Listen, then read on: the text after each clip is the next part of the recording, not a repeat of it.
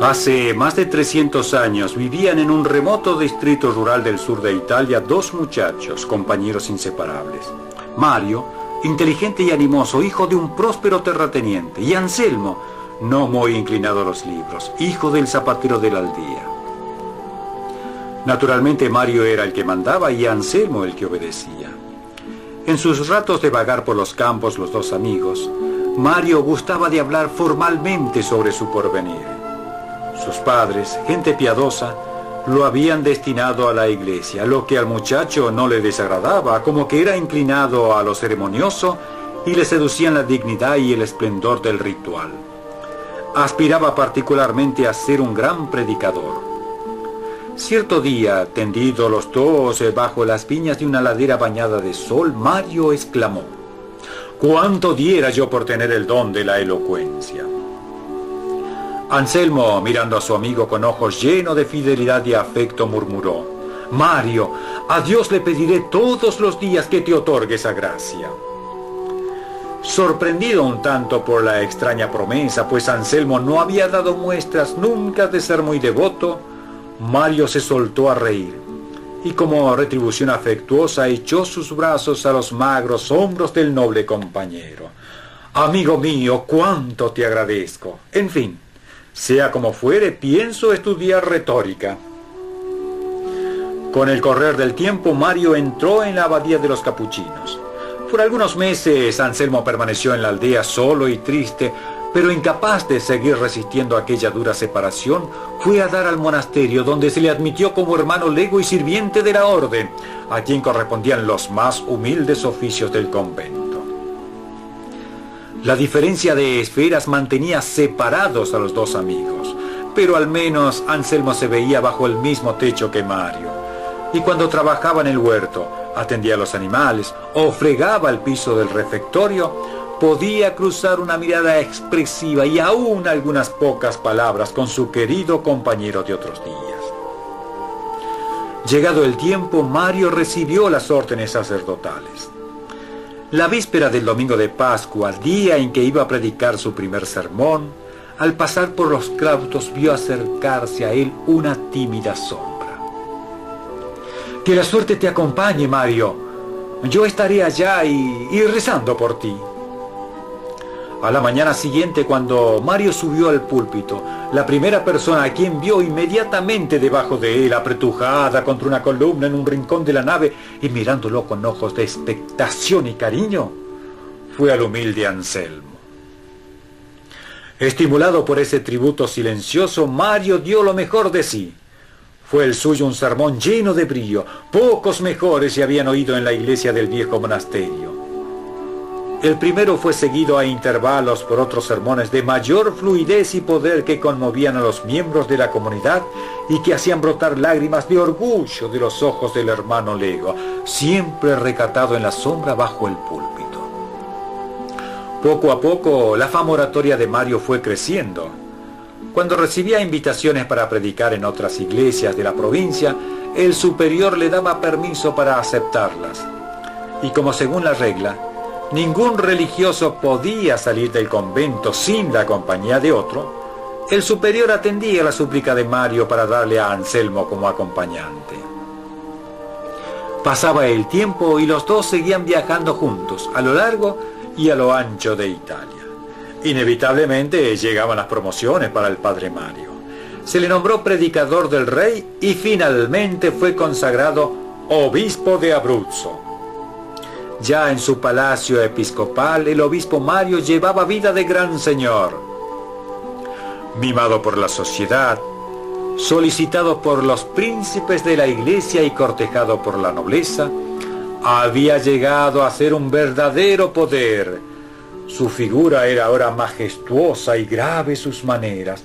Ya en verdad apenas se dignaba tomar en cuenta al manso, al siempre fiel hermano lego, que aunque encorvado y encogido de cuerpo, seguía siempre sirviéndole dócilmente, arreglándole con nimio cuidado sus espléndidas vestiduras, puliéndole las encolladas hebillas de los zapatos y preparando a la perfección la taza de chocolate francés con que rompía el ayuno su ilustrísima.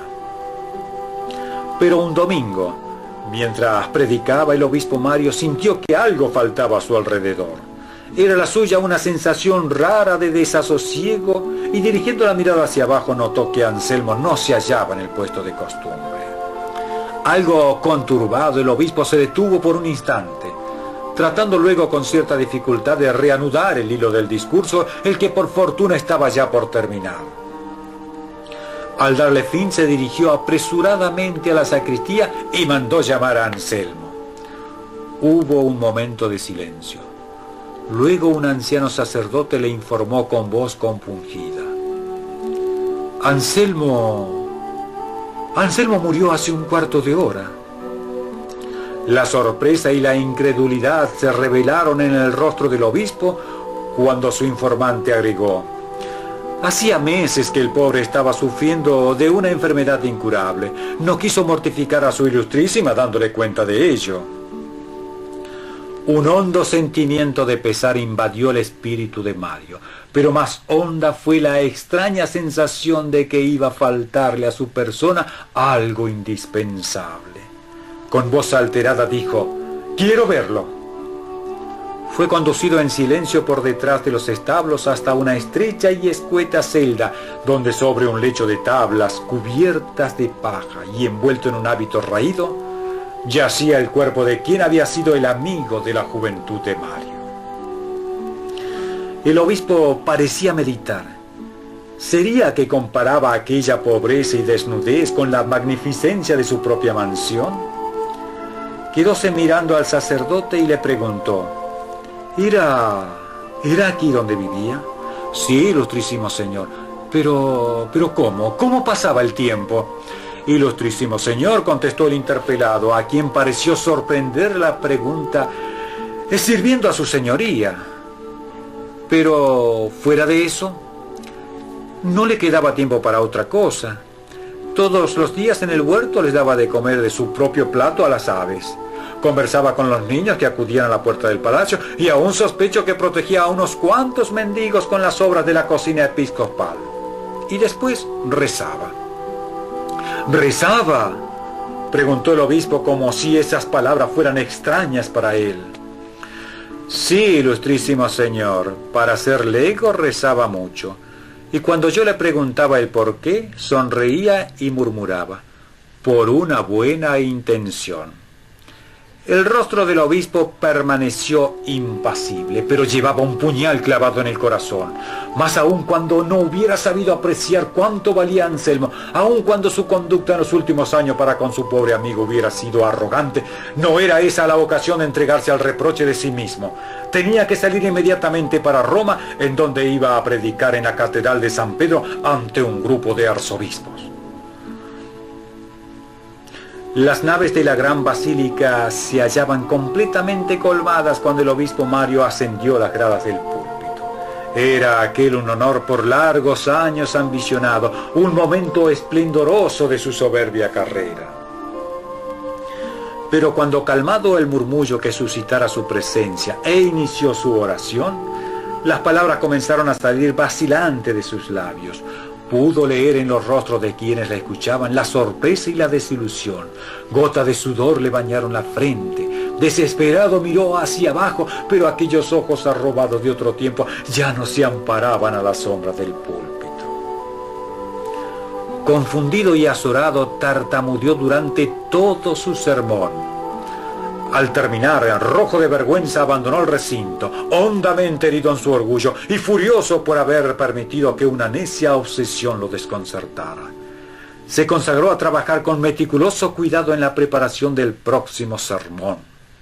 Él, el obispo de Abruzzo, el mejor predicador de Italia, de verlo todo a un simplote y oscuro hermano lego, ¿cómo iba a ser? Semejante idea era una locura.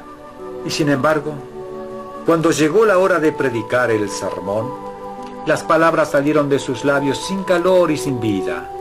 La ruinosa obsesión siguió de mal en peor, hasta que un día el obispo Mario, víctima de un síncope, bajó del púlpito ayudado por sus familiares, y volviéndose a quienes le auxiliaban en aquellos momentos, les dijo en palabras casi imperceptibles y entrecortadas: en verdad, Él era la substancia. Yo soy solo la cáscara vacía. Los médicos opinaron que había trabajado con exceso, que necesitaba cambiar de aires y que podría recuperar la salud y las fuerzas con una visita a los Apeninos. No obstante, él optó por dirigirse al monasterio en donde se había ordenado, a donde Anselmo había ido a servirle y donde el humilde lego había sido sepultado.